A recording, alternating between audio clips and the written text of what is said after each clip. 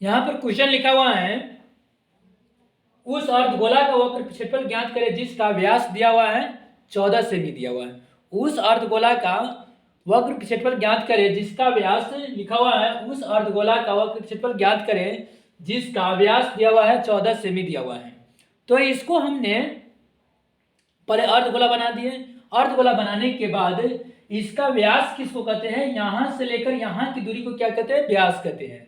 तो व्यास हो गया, त्रिज्या होता है, क्योंकि इस अर्धगोला में क्या होता है 2 पाई आर स्क्वायर होता है, अर्धगोला का वक्र क्षेत्रफल होता है 2 पाई आर स्क्वायर होता है। तो इसका हमें है कि आर लिखा होता है, आर किसको कहते हैं, गोला का आधा वाले भाग को हम क्या कहते हैं, आर कहते हैं। यहां से इस जो केंद्र से होकर जो इस पार से इस पार जाते हैं उस रेखा को हम क्या कहते हैं, व्यास कहते हैं। और केंद्र से यहां तक के स्पर्श करें उस रेखा को हम क्या कहते हैं, त्रिज्या कहते हैं। तो हमें यहाँ पर दिया हुआ है इसका मान यहाँ से और यहाँ की दूरी दिया हुआ 14 दिया हुआ, तो ये केंद्र से लेकर यहाँ की दूरी हमें आ जाएगा 7 हो जाएगा, क्योंकि आधा हो जाएगा तो 7 हो जाएगा। तो हम यहाँ से हम निकालेंगे, यहाँ हमारा पहले यहाँ पर व्यास बराबर, व्यास को हम डी से सूचित करते हैं, तो व्यास बराबर हो गया 14, तो त्रिज्या बराबर, त्रिज्या को हम आर से सूचित करते हैं, तो त्रिज्या बराबर होता है व्यास बटा 2, ये सूत्र होता है त्रिज्या बराबर व्यास बटा 2।